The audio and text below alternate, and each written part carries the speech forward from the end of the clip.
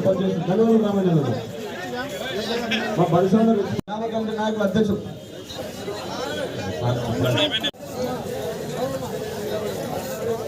Okay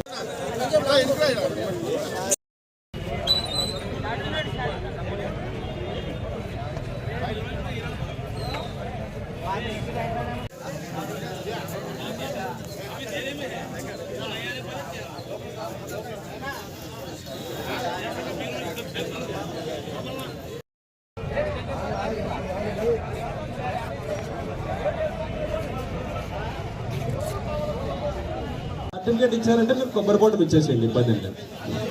okay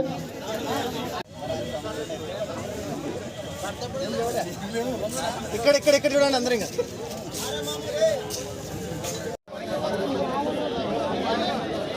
ఇక్కడ చూడు దాన్ని మర్చిపోతున్నారు. రంగస్వామి నాయుడు, ఆర్యమండ భాష, తిరుపతయ్య, అలవాల సర్పంచ్ తారక రామారావు గారి 29వ వర్ధంతి సందర్భంగా ఈరోజు ఎమ్మిగనూరులో లెజెండరీ బ్లడ్ క్యాంప్ ఏర్పాటు చేయడం జరిగింది. ఎమ్మిగనూరు శాసనసభ్యులు పిఎస్సి కమిటీ మెంబర్ అయినటువంటి డాక్టర్ బివి జయనాగేశ్వరరెడ్డి గారి ఆధ్వర్యంలో ఎమ్మిగనూరు నియోజకవర్గంలో ఈరోజు లెజెండరీ బ్లడ్ క్యాంప్ ఏర్పాటు చేయడం జరిగింది. మరి స్వచ్ఛందంగా ప్రజలైతేనేమి, కార్యకర్తలైతేనేమి, నాయకులైతేనేమి ఈరోజు యుగపురుషుడు నందమూరి ఎన్టీ రామారావు గారి వర్ధంతి సందర్భంగా ఇక్కడ వచ్చేసినటువంటి ప్రతి ఒక్కరికి పేరు పేరున ధన్యవాదాలు తెలుపుతున్నాము. మరి ఎమ్మిగను మన రాష్ట్ర ప్రజలకు ఎంతగానో సేవలు చేసినటువంటి యుగపురుషుడు నందమూరి తారక రామారావు గారు ప్రజలకు ఒకప్పుడు ఆయన ఎంతో సేవలు చేశారు.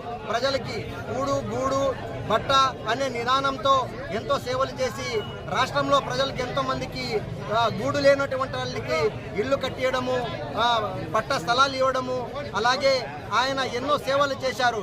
మరి ఈ రాష్ట్రంలోనే కాగా మన భారతదేశంలో ఒక ఏకైక నాయకుడు తెలుగుదేశం పార్టీ సృష్టించి గతంలో కాంగ్రెస్ పార్టీ మెడలు వంచి తెలుగుదేశం పార్టీ ఏదైనా ఒక బలం నిరూపించినటువంటి ఏకైక నాయకుడు మన యుగపురుషుడు నందమూరి తారక రామారావు గారు.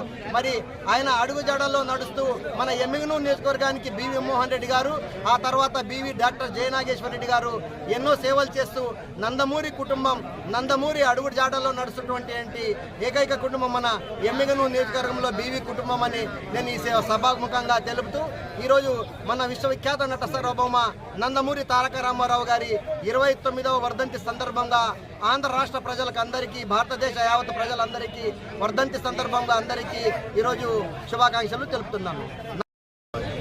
యుగపురుషుడు, మా అభిమాన కథానాయకుడు, రాజకీయ నాయకుడు, అన్ని విధాలుగా మాకు గర్వంగా సమాజంలో గర్వంగా చెప్పుకునే కథానాయకుడు మా ఎన్టీ రామారావు గారు.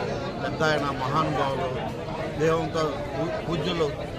అలాంటి నాయకుడు జనవరి 18న పోయిన స్వర్గస్థులైనందుకు మాకు చాలా బాధాకరము. ఆ దినం తలుచుకుంటే ఒక సంఘటన గుర్తొస్తుంది. చాలా బాధాకరమైన దినంగా భావిస్తున్నాం.